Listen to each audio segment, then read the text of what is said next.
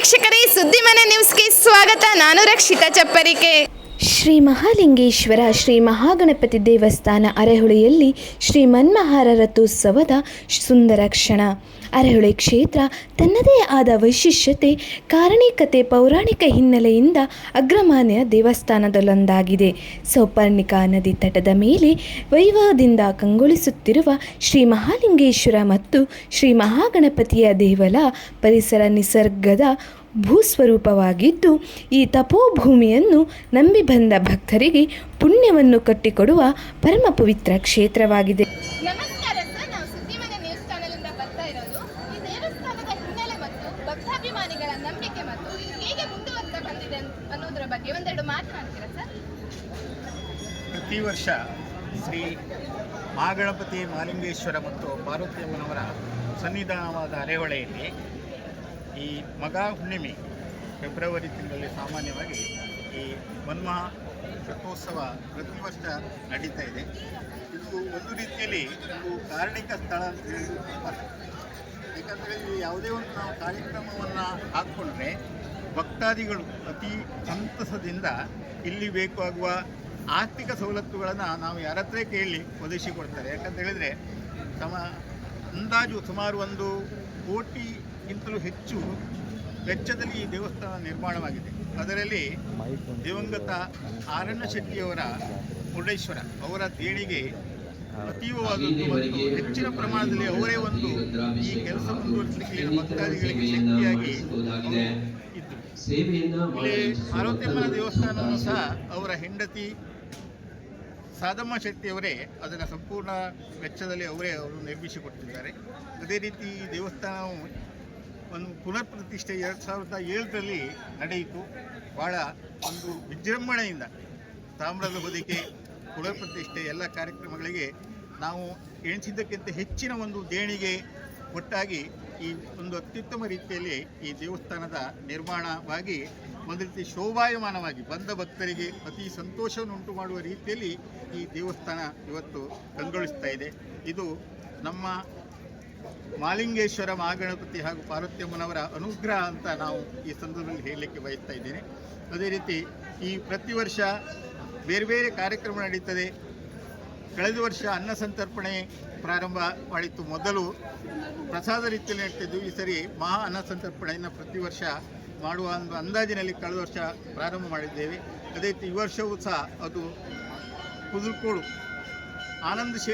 ನರಸಿಂಹ ಶೆಟ್ಟರ ಒಂದು ನೇತೃತ್ವದಲ್ಲಿ ಇವತ್ತಿನ ಅನ್ನ ಸಂತರ್ಪಣೆ ಕಾರ್ಯಕ್ರಮ ನಡೆಯುತ್ತದೆ. ಕಳೆದ ವರ್ಷ ನಾವು ಉಪ್ಪಾಡಿ ಭಾಸ್ಕರ್ ಶೆಟ್ಟಿ ಮತ್ತು ಅವರ ಶ್ರೀಮತಿಯವರು, ನಾವೊಂದು ಹೊಸಮನೆಯವರು ಆ ಕಾರ್ಯಕ್ರಮವನ್ನು ನಾವು ಪ್ರಾರಂಭಿಸಿದ್ದೇವೆ. ಇದು ನಿರಂತರವಾಗಿ ನಡೀಲಿ ಅಂತ ನಮ್ಮೆಲ್ಲರ ಒಂದು ಆಶಯವಾಗಿದೆ. ಅತಿ ಸಂತೋಷದಿಂದ ನಾವು ಕೊಟ್ಟಂಥ ಈ ಕಾರ್ಯಕ್ರಮ ನಡೀತದೆ ಎನ್ನುವಂಥ ಮಹಾಲಿಂಗೇಶ್ವರ ಅದನ್ನು ನಡೆಸ್ಕೊಂಡು ಹೋಗ್ತಾನೆ ಎನ್ನುವಂಥ ಭರವಸೆಯು ನಮ್ಮ ಸಹ ಇದೆ. ಯಾವುದೇ ಒಂದು ಕಾರ್ಯಕ್ರಮ ಇಲ್ಲಿ ಪ್ರಾರಂಭಿಸಿದರೆ ಅದು ನಿರಂತರವಾಗಿ ನಡೀತದೆ ಎನ್ನುವುದಕ್ಕೆ ಹೂವಿನ ರಥದಿಂದ ಅದು ಪ್ರಾರಂಭವಾಗಿದೆ. ಅದು ನಿರಂತರವಾಗಿ ಭಕ್ತಾದಿಗಳಿಂದ ಅದು ಪ್ರತಿ ವರ್ಷ ಒಬ್ಬರಿಂದ ಒಬ್ಬರು ಮುಂದುವರಿತಾ ಈಗ 2007ರಿಂದ ಪ್ರಾರಂಭವಾಗಿ ಈಗ ನಿರಂತರವಾಗಿ ಅದು ನಡೀತಾ ಇದೆ. ಅದೇ ರೀತಿ ಈ ಮಹಾ ಅನ್ನ ಸಂತರ್ಪಣೆಯು ಸಹ ಪ್ರತಿ ವರ್ಷ ನಡೀತದೆ. ಅದು ದೇವರ ಅನುಗ್ರಹ ಇದೆ. ಅದೇ ರೀತಿ ದೇವರು ಈ ಭಕ್ತಾದಿಗಳಿಗೆ ಮನಸ್ಸನ್ನು ಕೊಡ್ತಾನೆ ಎನ್ನುವುದಕ್ಕೆ ಈಗ ನಾವು ಅನೇಕ ಉದಾಹರಣೆಗಳನ್ನು ನೋಡಿದ್ದೇವೆ. ಅದೇ ರೀತಿ ಈ ವರ್ಷವೂ ಸಹ ಈ ಅನ್ನ ಸಂತರ್ಪಣೆ ನಡೀತಾ ಇದೆ. ಭಕ್ತಾದಿಗಳು ಅತಿ ಹೆಚ್ಚು ಆಗಮಿಸಿ ಇದರಲ್ಲಿ ಭಾಗವಹಿಸ್ತಾ ಇದ್ದಾರೆ. ಅಲ್ಲದೆ ಈ ರಥೋತ್ಸವ ಎಲ್ಲರಿಗೂ ಸಂತಸವನ್ನು ಕೊಡುತ್ತದೆ. ಯಾಕಂದರೆ ಊರಿನಲ್ಲಿ ಆಗುವಂಥ ಒಂದು ವಿಶೇಷವಾದ ಜಾತ್ರೆ ಈ ಅರೆಹೊಳೆ ಜಾತ್ರೆಯಾಗಿದೆ. ಆದ್ದರಿಂದ ಈ ಜಾತ್ರೆಗೆ ಆಗಮಿಸುವ ಭಕ್ತಾದಿಗಳು ಅತಿ ಹೆಚ್ಚು ಸಹಾಯಧನವನ್ನು ನೀಡಿ ದೇವಸ್ಥಾನದ ಇನ್ನೂ ಅದು ಹೆಚ್ಚು ಉನ್ನತಿ ಹೊಂದುವಂತೆ ಎಲ್ಲರೂ ಅದರಲ್ಲಿ ಭಾಗಿಗಳಾದರೆ ದೇವಸ್ಥಾನ ಇನ್ನೂ ಸಹ ಹೆಚ್ಚಿನ ಒಂದು ಉನ್ನತಿಯ ಮಟ್ಟವನ್ನು ಹೊಂದುತ್ತದೆ ಅಂತ ಈ ಸಂದರ್ಭದಲ್ಲಿ ಹೇಳಲಿಕ್ಕೆ ಬಯಸ್ತಾ ಇದ್ದೇವೆ. ಅದಲ್ಲದೆ ಈ ಸರಿ ಒಂದು ಹೊಸ ನಾವು ಇದನ್ನು ಹಾಕ್ಕೊಂಡಿದ್ದೇವೆ. ಅನ್ನ ಸಂತರ್ಪಣೆಗೆ ಬೇಕಾಗುವ ಊಟದ ಬಟ್ಟಲನ್ನು ಅದನ್ನು ನಾವು ಈಗಾಗಲೇ ಭಕ್ತಾದಿಗಳ ಮೂಲಕ ಸಂಗ್ರಹಿಸುವುದಂತ ನಾವು ಮಾಡಿದ್ದೇವೆ. ಅದೇ 1,000 ಬಟ್ಟಲನ್ನು ತಗೊಂಡು ಬಂದಿದ್ದೇವೆ. ಅದಕ್ಕೆ ಈಗಾಗಲೇ 30,000 ರೂಪಾಯಿ ಭಕ್ತಾದಿಗಳು ನೀಡಿದ್ದಾರೆ. ಇನ್ನೊಂದು 30,000 ರೂಪಾಯಿನ ಇನ್ನೊಬ್ಬ ನಮ್ಮ ಇಲ್ಲಿಯ ಸ್ಥಳೀಯ ಸರ್ಕಲ್ ಇನ್ಸ್ಪೆಕ್ಟರ್ ಆಗಿರುವಂಥ ಸಂತೋಷ್ ಶೆಟ್ಟಿಯವರು ಸಹ ನೀಡ್ತೇನೆ ಅಂತ ಹೇಳಿದರು. ಮತ್ತು ನಾವೊಂದು ಹೊಸಮನೆಯವರು ಒಂದು 30,000 ರೂಪಾಯಿಯನ್ನು ನೀಡಿದ್ದಾರೆ. ಹೀಗೆ ಇದೇ ರೀತಿ ವರ್ಷವೂ ಈ ರೀತಿಯ ದೇವಸ್ಥಾನದ ಅಗತ್ಯವಿರುವ ಪರಿಕರಗಳಿಗೆ ಎಲ್ಲರೂ ಸಹಕಾರ ನೀಡಿದರೆ ಅದು ಖಂಡಿತವಾಗಿ ದೇವಸ್ಥಾನಕ್ಕೂ ಸಹಕಾರವಾಗ್ತದೆ, ಊರಿನ ಉದ್ಧಾರಕ್ಕೂ ಅನುಕೂಲ ಆಗ್ತದೆ ಅಂತ ಈ ಸಂದರ್ಭದಲ್ಲಿ ಹೇಳ್ತಾ ನಾನು ಮಾತಾಡ್ತೀನಿ. ಅರೆಹೊಳೆ ಕ್ಷೇತ್ರ ಸ್ಥಾಪನೆಯು ಸ್ವಪ್ನದಲ್ಲಿ ಕಂಡ ಮಹಾಗಣಪತಿ. ಅರೆಹೊಳೆ ಕ್ಷೇತ್ರಕ್ಕೆ ಸಂಬಂಧಪಟ್ಟ ಮಹಲಿಂಗ ಶೆಟ್ಟಿ ಮತ್ತು ಮಹಲಿಂಗ ಶಾನುಭಾಗ್ ಎನ್ನುವವರಿಗೆ ಒಂದು ರಾತ್ರಿ ಸ್ವಪ್ನದಲ್ಲಿ ನದಿಯಲ್ಲಿ ಮಹಾಗಣಪತಿಯ ಬಿಂಬವೊಂದು ತೇಲಿ ಬರುತ್ತಿರುವುದು ಕಂಡುಬರುತ್ತದೆ. ಅದರಂತೆ ಸ್ವಪ್ನದ ಆಧಾರದಲ್ಲಿ ನದಿಯಲ್ಲಿ ಶೋಧಿಸಿದಾಗ ಕಾಷ್ಟ ವಿಗ್ರಹವೊಂದು ನದಿಯಲ್ಲಿ ಕಾಣಿಸುತ್ತದೆ. ಭಕ್ತಿ ಭಾವದಿಂದ ದಡಕ್ಕೆ ತರಲಾಯಿತು. ನದಿಯ ಒಂದು ಭಾಗ ಅರೆಹೊಳೆಯ ಗ್ರಾಮಕ್ಕೆ ಸೇರಿದ್ದು, ಇನ್ನೊಂದು ಭಾಗ ಬಡಾಕೆರೆ ಗ್ರಾಮಕ್ಕೆ ಸೇರಿದ್ದು. ಎರಡು ಗ್ರಾಮಗಳಲ್ಲಿ ಚರ್ಚೆ ವಾಗ್ವಾದ ನಡೆದು ಹಿರಿಯರ ಮಧ್ಯಸ್ಥಿಕೆಯಲ್ಲಿ ಸೌಹಾರ್ದಯುತವಾಗಿ ಸಮಸ್ಯೆ ಬಗೆಹರಿಸಿ ಎಲ್ಲರ ಒಮ್ಮತದ ತೀರ್ಮಾನದಂತೆ ಅರೆಹೊಳೆಯಲ್ಲಿ ಮಹಾಗಣಪತಿ ಪ್ರತಿಷ್ಠಾಪನೆಯನ್ನು ಶಾಲಿವಾಹನ ಶಕೆ 340ರಲ್ಲಿ ನೆರವೇರಿಸಲಾಯಿತು. ಕ್ಷೇತ್ರ ಅರೆಹೊಳೆ ಇದು ವರ್ಷಂಪ್ರತಿಯಂತೆ ಮಾಘ ಹುಣ್ಣಿಮೆಯಂದು ಜಾತ್ರೆ ನಡೆಯುತ್ತದೆ. ದಿನಾಂಕ 8 ಫೆಬ್ರವರಿ 2025ರಿಂದ 12 ಫೆಬ್ರವರಿ 2025ರವರೆಗೆ ಈ ಜಾತ್ರಾ ಉತ್ಸವ ನಡೀತಾ ಇರ್ತದೆ. ಪ್ರತಿದಿನ ಮಧ್ಯಾಹ್ನ ಮತ್ತು ಸಂಜೆ ದೇವರಿಗೆ ಬಲಿ ಉತ್ಸವ ನಡೆಯುತ್ತದೆ. ಸಂಜೆ 6 ಗಂಟೆಯಿಂದ ನಾವುಂದ, ಕುದುರುಗೋಡು ಹಾಗೂ ಮುಂತಾದ ಸ್ಥಳಗಳಿಗೆ ದೇವರ ಉತ್ಸವ ಮೂರ್ತಿಯನ್ನು ಪಲ್ಲಕ್ಕಿಯ ಮೇಲೆ ಕೊಂಡೊಯ್ಯುತ್ತಾರೆ. ಅದೇ ರೀತಿ ಇವತ್ತು ಅಂದರೆ 12 ಫೆಬ್ರವರಿ 12, 2025ರಂದು ಮಹಾನ್ ರಥೋತ್ಸವ ನಡೀತದೆ. ನಾಳೆ ದೇವರಿಗೆ ಓಕಲಿ ಹಬ್ಬ ನಡೆದು ಶ್ರೀ ದೇವರನ್ನು ಸೌಪರ್ಣಿಕಾ ನದಿಯಲ್ಲಿ ನೌಕಾಯಾನದ ಮೂಲಕ ಚಿತ್ತಾಡಿ ಶ್ರೀ ದುರ್ಗಾ ಪರಮೇಶ್ವರಿ ಅಮ್ಮನವರ ಸನ್ನಿಧಾನದಲ್ಲಿ ಉತ್ಸವ ಮೂರ್ತಿಯನ್ನು ಇಟ್ಟು ಪೂಜೆಯನ್ನು ಸಲ್ಲಿಸ್ತಾರೆ. ಮತ್ತು ನಂತರದ ದಿನದಲ್ಲಿ ಹೂವಿನ ರಥೋತ್ಸವದೊಂದಿಗೆ ಈ ರಥೋತ್ಸವ ಕಾರ್ಯಕ್ರಮ ಮುಕ್ತಾಯಗೊಳ್ಳುತ್ತದೆ. ನಮ್ದೇನೋ ತಪ್ಪುದಿಲ್ಲ. ಪ್ರತಿ ವರ್ಷ ಮಾಘ ಹುಣ್ಣಿಮೆಯಂದು ನಡೆಯುವ ಈ ಜಾತ್ರೆ ಸುತ್ತಮುತ್ತ ಗ್ರಾಮಸ್ಥರಿಗೆ ದೊಡ್ಡ ಹಬ್ಬವಾಗಿದೆ. ಸುಮಾರು 4-5 ಗ್ರಾಮಗಳನ್ನು ಒಳಗೊಂಡ ಈ ದೇವಸ್ಥಾನ ತುಂಬ ಪುರಾಣದಲ್ಲೂ ಪ್ರಸಿದ್ಧಿಯನ್ನು ಹೊಂದಿದೆ. ಹಿಂದೆ ಬ್ರಿಟಿಷರ ಕಾಲದಲ್ಲೂ ಇದು ವಿನಾಯಕ ದೇವಸ್ಥಾನ ಅಂತ ಪ್ರಸಿದ್ಧಿಯನ್ನು ಹೊಂದಿದಂಥ ಈ ದೇವಸ್ಥಾನ ಮಹಾಗಣಪತಿ, ಮಹಾಲಿಂಗೇಶ್ವರ ಮತ್ತು ಪಾರ್ವತಿ ದೇವರ ಪ್ರತಿಷ್ಠೆಯನ್ನು ಒಳಗೊಂಡಿದೆ. ಈ ವರ್ಷ ಜಾತ್ರೆಯು ದಿನಾಂಕ 8/2/2025ರಿಂದ ಶುರುವಾದ ಜಾತ್ರಾ ಮಹೋತ್ಸವ ಕೊನೆಯಲ್ಲಿ 14ನೇ ತಾರೀಕು ಅಂದರೆ ಫೆಬ್ರವರಿ 14ರಂದು ಕೊನೆಗೊಳ್ಳುತ್ತದೆ ಹೂವಿನ ರಥದೊಂದಿಗೆ. ಪ್ರತಿದಿನ ವಸಂತ ಪೂಜೆ ಅಂದರೆ ಪ್ರತಿ ಗ್ರಾಮಕ್ಕೆ ದೇವರನ್ನು ಉತ್ಸವದ ಮೂರ್ತಿಯನ್ನು ಕೊಂಡೋಗಿ ಪ್ರತಿ ಗ್ರಾಮದ ಮನೆಗಳಲ್ಲೂ ಶ್ರೀದೇವರನ್ನು ಪೂಜಿಸುತ್ತಾ ಕಟ್ಟೆ ಪೂಜೆಯನ್ನು ಮಾಡಿ ಶ್ರೀದೇವರ ಕೃಪೆಗೆ ಪಾತ್ರರಾಗ್ತಾ ಇದ್ದಾರೆ ಜನರು. ದೇವರು ಗ್ರಾಮಸ್ಥರಿಗೆ ಹೆಚ್ಚಿನ ಅಭಿವೃದ್ಧಿಯನ್ನು ಕೊಟ್ಟು ಹೆಚ್ಚಿನ ಶ್ರೇಯಸ್ಸನ್ನು ಕೊಟ್ಟು ಶ್ರೀ ದೇವರ ಜೀರ್ಣೋದ್ಧಾರ ಸಹ ಯಶಸ್ವಿಯಾಗಿ ನಡೆದಿದೆ. ಹಾಗೆ ಇವತ್ತು ರಥೋತ್ಸವ ಅಂದರೆ ಮಧ್ಯಾಹ್ನ 12:30-1 ಗಂಟೆಗೆ ರಥೋತ್ಸವವನ್ನು ನಾವು ಮಾಡ್ತಾ ಇದ್ದೇವೆ. ಕೊನೆಯಲ್ಲಿ 4 ಗಂಟೆಗೆ ರಥ ಅವರೋಹಣವನ್ನು ಮಾಡ್ತಾ ಇದ್ದೇವೆ. ಇವತ್ತಿನ ಕಾರ್ಯಕ್ರಮ ಇಷ್ಟು ನಡೀತಾ ಇದೆ. ನಾಳೆ ಓಕುಳಿ ಕಾರ್ಯಕ್ರಮ ಸಹ ನಡೀತದೆ. ಓಕುಳಿ ಆದ ಮೇಲೆ ಸೌಪರ್ಣಿಕಾ ನದಿಯಲ್ಲಿ ಶ್ರೀದೇವರ ಪ್ರಯಾಣ ನೌಕಾಯಾನವನ್ನು ಮಾಡಿ ಚಿಕ್ತಾಡಿಯನ್ನು ಶ್ರೀದೇವರು ಪ್ರವೇಶ ಮಾಡ್ತಾರೆ. ಅಲ್ಲಿ ಪಾರ್ವತಿ ಅಮ್ಮನವರ ದೇವಸ್ಥಾನಕ್ಕೆ ನಮ್ಮ ಶ್ರೀ ದೇವರ ಅಲ್ಲಿ ಪ್ರವೇಶ ಆಗ್ತದೆ. ತದನಂತರದಲ್ಲಿ ನಮ್ಮ ಊರನ್ನು ಶ್ರೀದೇವರು ಸೇರ್ತಾರೆ. ಅರೆಹೊಳೆ ಕ್ಷೇತ್ರದ ಪ್ರವೇಶ ಮಹಾದ್ವಾರ ಕಣ್ಮನ ಸೆಳೆಯುತ್ತಿದೆ. ಅತ್ಯಂತ ಭವ್ಯವಾದ ಶಿಖರ ಗೋಪುರವನ್ನು ಅತ್ಯಂತ ಆಕರ್ಷಕವಾಗಿ ಅದ್ಭುತವಾಗಿ ರಚಿಸಲಾಗಿದೆ. ಓಂ ಶ್ರೀ ಸಿದ್ಧಿವಿನಾಯಕಾಯ ನಮಃ, ಓಂ ಶ್ರೀ ಮಂಜುನಾಥಾಯ ನಮಃ, ಓಂ ಪಾರ್ವತಿ ನಮಃ. ಈ ಅರೆಹೊಳೆ ದೇವಸ್ಥಾನ ಎಲ್ಲ ದೇವಸ್ಥಾನಗಳಿಗಿಂತ ಒಂದು ವಿಶೇಷತೆ ನಾವು ಇಲ್ಲಿ ನೋಡ್ತೇವೆ. ಯಾವಾಗಲೂ ದೇವಸ್ಥಾನ ಜಾತ್ರೆ ಆಗುವ ದೇವರೇ ಪ್ರಧಾನ ದೇವರಾಗಿರ್ತದೆ. ಆದರೆ ಇಲ್ಲಿ ಮಹಾಗಣಪತಿ ಮಹಾಲಿಂಗೇಶ್ವರ ಅಂತಲೇ ಕರಿತಾ ಇದ್ದಾರೆ. ಹಾಗೆ ಜಾತ್ರಾ ಮಹೋತ್ಸವ ಹಾಗೆ ಈಗ ನಾಳೆ ಓಕಳಿ, ಈ ಮಹಾಗಣಪತಿಯೇ ಪ್ರಧಾನ ದೇವರು. ಇಲ್ಲಿ ಬರುವಾಗ ಎಲ್ಲ ಗಣಪತಿ ಅರೆಹೊಳೆ ಮಹಾಗಣಪತಿ ಅಂತಲೇ ಕರೀತಾರೆ. ಎಲ್ಲಿ ನೋಡಿದರೂ ಜಾತ್ರೆ ಆಗುವಾಗ ಮಹಾಲಿಂಗೇಶ್ವರ ಇರುವಾಗ ಅದೇ ತಂದೆ ಮಗನ ಸನ್ನಿಧಿ. ಇಲ್ಲಿ ಈ ಬಗ್ಗೆ ಬಹಳಷ್ಟು ಕವನ ಎಲ್ಲ ಬರೆದಿದ್ದಾರೆ. ದೇವರ ಬಗ್ಗೆ ಪ್ರತಿಯೊಬ್ಬರು ಮಹಾಗಣಪತಿ ಅಂತಲೇ ಕರೀತಾರೆ ಬಿಟ್ಟರೆ ಮಹಾಲಿಂಗೇಶ್ವರ ಜಾತ್ರಾ ಮಹೋತ್ಸವದಲ್ಲಿ ಪ್ರಧಾನ ದೇವರೇ ಮಹಾಲಿಂಗೇಶ್ವರನಿಗೆ ಜಾತ್ರೆ ನಡೆಯುತ್ತದೆ. ದೇವಳವು 2 ಮಹಾದ್ವಾರಗಳನ್ನು, ದೇವಸ್ಥಾನದ ಎದುರು 2 ಶಿಲಾ ಧ್ವಜಸ್ತಂಭವನ್ನು, 2 ಪ್ರಧಾನ ಗರ್ಭಗುಡಿಗಳನ್ನು ಹೊಂದಿದೆ. ಅರೆಹೊಳೆ ಎನ್ನುವಂಥದ್ದು ಬೈಂದೂರು ತಾಲೂಕಿನ ನಾವುಂದ ಗ್ರಾಮ ಪಂಚಾಯಿತಿ ವ್ಯಾಪ್ತಿಯ ಪ್ರಮುಖ ದೇವರಲ್ಲಿ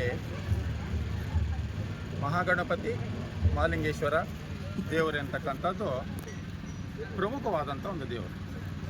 ಇಲ್ಲಿ ಇತಿಹಾಸ ಪ್ರಸಿದ್ಧ ಅಂತ ಹೇಳಿದರೆ, ಈ ಪರಮೇಶ್ವರನ ಒಂದು ಜಾತ್ರೆ ಆಗುವಾಗ ಎಲ್ಲ ಕಡೆಯೂ ಕೂಡ, ಆ ಗ್ರಾಮದ ವ್ಯಾಪ್ತಿಯ ಎಲ್ಲ ಕಡೆಯೂ ಕೂಡ 5 ದಿನದವರೆಗೆ, ಅಂದರೆ ಗರ್ನ ಕಟ್ಟುವುದು ಅಂತೇಳಿ ಹಿಂದಿನ ಭಾಷೆಯಲ್ಲಿ ಹೇಳ್ತಾರೆ, ಅಂದರೆ ಧ್ವಜಾರೋಹಣ ಕಾರ್ಯಕ್ರಮ ಅಲ್ಲಿಂದ ಮೊದಲುಗೊಂಡು ಈ 5 ದಿನದವರೆಗೂ ಕೂಡ ಈ ಸನ್ನಿಧಿಯಲ್ಲಿ ದೇವರು ಗ್ರಾಮ ಪ್ರದಕ್ಷಿಣೆಯನ್ನು ಮಾಡ್ತಾನೆ. ಅದರ ಅರ್ಥ, ಗ್ರಾಮದಲ್ಲಿರ್ತಕ್ಕಂಥ ಸರ್ವರನ್ನು ಕೂಡ ರಕ್ಷಿಸ್ತಕ್ಕಂಥ ಭಗವಂತ ನಮ್ಮೆಲ್ಲರನ್ನ ಹರಿಸೋದಕ್ಕೋಸ್ಕರವಾಗಿ ನಾವು ಹೋಗೋದಲ್ಲ, ಅವನೇ ನಮ್ಮ ಮನೆಗೆ ಬಾಗಿಲಿಗೆ ಬರ್ತಾನೆ ಅಂತ ಹೇಳಿದರೆ ಆ ದೇವರು ಎಷ್ಟು ಒಂದು ಸಹೃದಯಿ.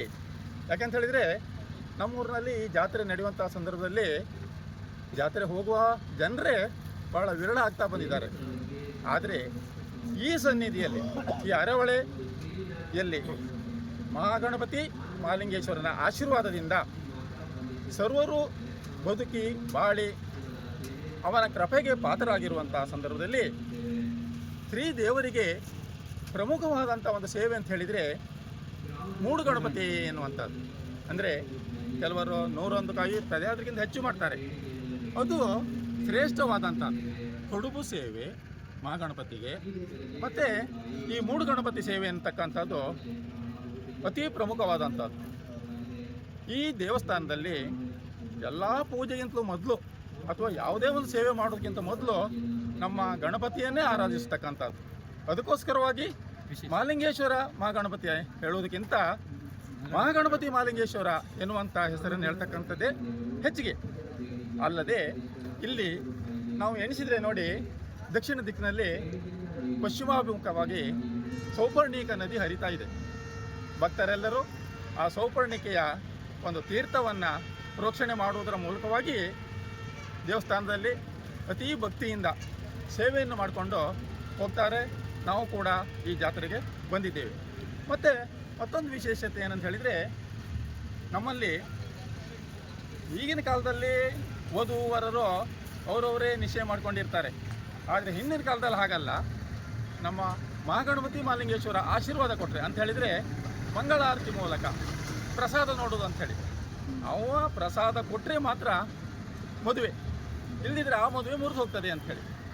ಅದಕ್ಕೋಸ್ಕರವಾಗಿ ಅವನನ್ನೇ ನಂಬಿ ಭಕ್ತರು ಯಾವುದೇ ಒಂದು ಕೆಲಸ ಮಾಡೋದಾದರೆ, ಅಂದರೆ ಅವರು ಇವರು ಅನ್ನುವಂಥ ಭೇದ ಭಾವ ಇಲ್ಲದೆ ಬಡವ ಬಲ್ಲಿದರಿಂದ ಹಿಡಿದು ಎಲ್ಲರೂ ಕೂಡ ಯಾವುದೇ ಒಂದು ಒಳ್ಳೆಯ ಕಾರ್ಯ ಮಾಡುವಾಗ ಮನೆಯಲ್ಲಿ ಈ ದೇವರಲ್ಲಿ ಮೊದಲು ಆಶೀರ್ವಾದವನ್ನು ಪಡೆದು ನಂತರ ತಮ್ಮ ಕೆಲಸದಲ್ಲಿ ತೊಡಗ್ತಾರೆ. ಹಾಗೆ ಇವತ್ತಿನ ದಿವಸ ಸಾವಿರಾರು ಜನ ಬಂದು ಇಲ್ಲಿ ಸೇವೆಯನ್ನು ಮಾಡಿಸಿಕೊಂಡು ಅವನ ಕೃಪೆಗೆ ಪಾತ್ರರಾಗೋದರೊಂದಿಗೆ ನಮ್ಮ ಈ ಹಿಂದೂ ಸಂಸ್ಕೃತಿಯ ಬಾಂಧವ್ಯವನ್ನು ಹೆಚ್ಚಿಸಿಕೊಳ್ಳುವ ಸಲುವಾಗಿ ನಾವೆಲ್ಲರೂ ಕೂಡ ಒಟ್ಟಾಗ್ತೇವೆ. ಯಾಕಂತ ಹೇಳಿದರೆ, ದೂರದಿಂದ ಅಂದರೆ ಬೊಂಬೈದಿಂದ ಬರುವವರು ಇದ್ದಾರೆ ಈ ಹಬ್ಬಕ್ಕೆ, ಬೆಂಗಳೂರಿನಿಂದ ಬರುವವರು ಕೂಡ ಇದ್ದಾರೆ. ಅಂತ ಹೇಳಿದರೆ ವರ್ಷಕ್ಕೊಮ್ಮೆ ನಡೀತಕ್ಕಂಥ ಜಾತ್ರೆಗೆ ಶ್ರೀದೇವರ ಕೃಪೆಗೆ ಪಾತ್ರರಾಗಬೇಕು, ದೇವರ ದರ್ಶನವನ್ನು ಮಾಡಬೇಕು, ಅಲ್ಲಿ ಪ್ರಸಾದ ಊಟವನ್ನು ಮಾಡಬೇಕು ಎನ್ನುವಂಥ ಆಶಯದೊಂದಿಗೆ ತಾವು ಬಂದು ದೇವರಲ್ಲಿ ಪ್ರಾರ್ಥನೆಯನ್ನು ಮಾಡಿಕೊಂಡು ನಮ್ಮ ಸುಖಕ್ಕೆ ನೀನೇ ಕಾರಣ, ನಮ್ಮ ಕಷ್ಟಗಳನ್ನೆಲ್ಲ ದೂರ ಮಾಡು ದೇವರೇ ಎನ್ನುವಂಥ ಮಾತಿನೊಂದಿಗೆ ಅವರು ಎಲ್ಲರೂ ಕೂಡ ನಿರ್ಗಮಿಸ್ತಾ ಇದ್ದಾರೆ. ದೇವಲ ಸಮುಚ್ಚಯದ ಒಳಗೆ ಶಿಲಾಮಯವಾದ ಶ್ರೀ ಮಹಾಲಿಂಗೇಶ್ವರ ಮತ್ತು ಮಹಾಗಣಪತಿಯ ಗರ್ಭಗುಡಿಗಳಿವೆ. ಜೊತೆಯಲ್ಲಿಯೇ ಪಾರ್ವತಿ ದೇವಿಯ ಗುಡಿ ಇದೆ. ಶಿಲಾಮಯ ದೇಗುಲದ ಕುಸರಿ ಕೆತ್ತನೆಗಳು ಮನಮೋಹಕವಾಗಿದೆ. ಹಿಂದೆ ನವರಂಗ ಮುಚ್ಚಿಗೆ, ಮಣ್ಣಿನ ಗೋಡೆ, ಹಂಚಿನ ಸೂರು ಹೊಂದಿರುವ ಕಟ್ಟಡವಿತ್ತು. 1984ರಲ್ಲಿ ಅಷ್ಟಬಂಧ ಸಹಿತ ಪುನರ್ ಪ್ರತಿಷ್ಠೆ ನೆರವೇರಿದೆ. ಇತ್ತೀಚಿನ ವರ್ಷಗಳಲ್ಲಿ ಉದ್ಯಮಿ ಪ್ರಸಿದ್ಧ ದಾನಿ RN ಶೆಟ್ಟಿಯವರು 2 ಗರ್ಭಗುಡಿಗಳನ್ನು ನಿರ್ಮಿಸಿ ಲೋಕಾರ್ಪಣೆಗೊಳಿಸಿದ್ದರು. ಅದೇ ಸಮಯದಲ್ಲಿ ಪಾರ್ವತಿ ದೇವಿಯ ಪ್ರತಿಷ್ಠಾಪನೆಯು ಜರುಗಿತ್ತು. ದಲ್ಲಿ ಹರಿಯುತ್ತಿರುವ ಸೌಪರ್ಣಿಕಾ ನದಿ, ಹೊರಸುತ್ತಿನ ಆಗ್ನೇಯದಲ್ಲಿ ವಾಲಗ ಮಂಟಪ, ಈಶಾನ್ಯದಲ್ಲಿ ಅಶ್ವತ್ಥ ಕಟ್ಟೆ, ನೈಋತ್ಯದಲ್ಲಿ ಪುರಾತನ ನಾಗಸನ್ನಿಧಿ ಇದೆ. ಗಣಪತಿಯ ಗರ್ಭಗುಡಿ ಈಶ್ವರನ ಗರ್ಭಗುಡಿಗಿಂತ ತುಸು ಚಿಕ್ಕದು. ಭಕ್ತರ ಹರಕೆ ಇಷ್ಟಾರ್ಥಗಳನ್ನು ದೇವರು ಈಡೇರ್ತಾನೆ ಎನ್ನುವ ಬಹಳ ಪುರಾತನದ ನಂಬಿಕೆ ಇದೆ. ಆ ಕಾರಣಕ್ಕೋಸ್ಕರ ನಾವೆಲ್ಲ ಭಾರಿ ಸಂಭ್ರಮದಿಂದ ಈ ಹಬ್ಬದಲ್ಲಿ ಪಾಲ್ಗೊಳ್ತಾ ಇದ್ದೇವೆ. ಶಿವನ ಸಾನ್ನಿಧ್ಯ ಮತ್ತು ಪಾರ್ವತಿ ಸಾನ್ನಿಧ್ಯ ಮತ್ತು ಮಹಾಗಣಪತಿಯ ಸಾನ್ನಿಧ್ಯ ಇದೆ. ಭಕ್ತರ ಇಷ್ಟಾರ್ಥಗಳನ್ನ ಈಡೇರಿಸ್ತಾ ದೇವರು ಇಲ್ಲಿದ್ದಾರೆ ಎನ್ನುವ ನಂಬಿಕೆ ನಮ್ಮೂರಿನವರು. ನೈಮಿತ್ತಿಕೆಗಳು ಕ್ಷೇತ್ರದಲ್ಲಿ ನಡೆಯುತ್ತದೆ. ಮಾಘ ಶುದ್ಧ ಪೂರ್ಣಿಮೆಯ ದಿನ ರಥೋತ್ಸವ ನಡೆಯುತ್ತದೆ. ರಥೋತ್ಸವಕ್ಕೆ ಮುನ್ನ 4 ದಿನಗಳ ಪರ್ಯಂತ ಉತ್ಸವ ನಡೆಯುತ್ತದೆ. 5ನೆಯ ದಿನ ರಥೋತ್ಸವ ನಡೆಯುತ್ತದೆ. ಪೂರ್ವ ದಿಕ್ಕಿನಲ್ಲಿರುವ ಬಯಲಿನಲ್ಲಿ ರಥ ಸಾಗಿ ಬಸವನ ಕಟ್ಟೆ ತನಕ ಹೋಗಿ ಹಿಂತಿರುಗುತ್ತದೆ. ಇದೊಂದು ವಿಶೇಷವೆಂದರೆ ಶ್ರೀ ದೇವಲ ಇರುವುದು ನಾವುಂದ ಗ್ರಾಮದಲ್ಲಿ, ರಥೋತ್ಸವ ನಡೆಯುವುದು ಹೇರೂರು ಗ್ರಾಮದಲ್ಲಿ. ಹೀಗೆ 2 ಗ್ರಾಮಗಳ ನಂಟನ್ನು ಕ್ಷೇತ್ರ ಹೊಂದಿದೆ. ಸಿಂಹಮಾಸ ಪೂರ್ಣ ಸೋಣೆ ಆರತಿ, ಕಾರ್ತಿಕ ಅಮಾವಾಸ್ಯೆಯನ್ನು ದೀಪೋತ್ಸವ, ಶಿವರಾತ್ರಿಯಂದು ವಿಶೇಷ ಆಚರಣೆಗಳು ನಡೆಯುತ್ತವೆ. ದೇವಳದ ವ್ಯವಸ್ಥಾಪನಾ ಸಮಿತಿ, ಉತ್ಸವ ಸಮಿತಿ, ಅರ್ಚಕರ ಸಿಬ್ಬಂದಿಗಳು, ಗ್ರಾಮಸ್ಥರು ಸಹಕಾರದಿಂದ ದೇವಳವು ಸಮಗ್ರ ಅಭಿವೃದ್ಧಿ ಪಥದಲ್ಲಿ ಸಾಗುತ್ತಿದೆ. ವಿದ್ಯೆ, ಉದ್ಯೋಗ, ಸಂತಾನ ಹೀಗೆ ಭಕ್ತರ ದುಗುಡ ದುಮ್ಮಾನಗಳನ್ನು ಪರಿಹರಿಸುವ ಶಿವ, ಪಾರ್ವತಿ ಮತ್ತು ಗಣಪತಿ ಒಟ್ಟಾಗಿ ನೆಲೆ ನಿಂತು ನಂಬಿದ ಭಕ್ತರನ್ನು ಪೊರೆಯುತ್ತಾ ತಮ್ಮ ಕಾರಣಿಕವನ್ನು ಲೋಕಮುಖಕ್ಕೆ ತೋರಿಸುತ್ತಾ ಬಂದಿರುವ ಅಪರೂಪ ಸಿದ್ಧಿ ಕ್ಷೇತ್ರ ಅರೆಹೊಳೆ ಕ್ಷೇತ್ರವಾಗಿದೆ. ಭಕ್ತಾಭಿಮಾನಿಗಳ ತುಂಬ ಸಹಕಾರ ಗ್ರಾಮ ದೇವಸ್ಥಾನ ಇರುವುದರಿಂದ ಅದರಿಂದ ಈ ಕಾರ್ಯಕ್ರಮಗಳು ನಡೆಯಲ್ಪಡ್ತಾ ಇದೆ. ಮಹಾಲಿಂಗೇಶ್ವರ ದೇವರ ವಿಶೇಷತೆ ಅಂತ ಹೇಳಿದರೆ ಒಬ್ಬ ರಾಕ್ಷಸನಿಂದ ಸ್ಥಾಪಿತವಾದಂಥ ಒಂದು ಮೂರ್ತಿ ಅಂತ ಕೇಳಲ್ಪಟ್ಟಿದ್ದೇವೆ. ಆ ರಾಕ್ಷಸನಿಗೆ ರಾಕ್ಷಸನ ಹೋಗಿ ಅವನಿಗೆ ದೈವತ್ವ ಬಂದಿದೆ ಅಂತ ಹೇಳುವಂಥ ಬಹಳ ಪ್ರತೀತಿ. ಹಾಗೆಯೇ ನಂಬಿದಂತಹ ಭಕ್ತರಿಗೆ ಕೇಳಿದ್ದನ್ನು ಕೊಡುವಂತಹ ದೇವರು ಅಂತ ಹೇಳುವಂಥದ್ದು ಭಾಳ ಪ್ರಚಲಿತವಾದಂಥ ಒಂದು ವಿಚಾರ. ಯಾರೇ ಆಗಲಿ ಎಷ್ಟೇ ಊರಿದ್ದರೂ ಕೂಡ ಹಬ್ಬಕ್ಕೊಂದು ಊರಿಗೆ ಬಂದು ಶ್ರೀ ದೇವರ ದರ್ಶನ ಪಡೆಯುವಂಥ ಒಂದು ಕಾರ್ಯಕ್ರಮವನ್ನು ಇಲ್ಲಿ ಬಂದು ನೆರವೇರಿಸಿಕೊಂಡು ಹೋಗ್ತಾರೆ ಅಂತ ಹೇಳ್ತೀನಿ. ಹಾಗೆ ದೇವಸ್ಥಾನದ ಡೆವಲಪ್ಮೆಂಟ್ ಬಗ್ಗೆ ಹೇಳುವುದು ವರ್ಷ ಕೂಡ ಡೆವಲಪ್ಮೆಂಟ್ ಆಗ್ತಾಯಿದೆ ಭಕ್ತಾಭಿಮಾನಿಗಳ ಸಹಕಾರದಿಂದ. ಈಗ ಶಿಲಾಮಯ ದೇವಸ್ಥಾನ ಆಗಿ ಹಲವಾರು ವರ್ಷ ಆಯಿತು. ತಾಮ್ರಮಯ ಹಲಿಕೆಯಾಗಿದೆ ಈಶ್ವರನಿಗೆ. ಇವೆಲ್ಲವೂ ಕೂಡ ಭಕ್ತಾಭಿಮಾನಿಗಳ ದೇಣಿಗೆಯಿಂದ ಆಗಿದೆ ಅಷ್ಟೇ ಬಿಟ್ಟರೆ ಮತ್ತೇನು ಬೇರೆ ಏನು ಹೇಳಲಿಕ್ಕೆ ಇರುವುದಿಲ್ಲ. ಪ್ರತಿ ಊರ ಮನೆಯವರು ಕೂಡ ತಮ್ಮ ದೇವಸ್ಥಾನ ಗ್ರಾಮ ದೇವರ ಭಕ್ತಿಯಿಂದ ಬಂದು ಸೇವೆ ಸಲ್ಲಿಸಿದರೆ ಅವರಿಗೆ ಆದಷ್ಟು ವ್ಯವಸ್ಥೆಯನ್ನು ವ್ಯವಸ್ಥಾಪನಾ ಸಮಿತಿಯವರು ಮಾಡಿಕೊಡ್ತಾರೆ.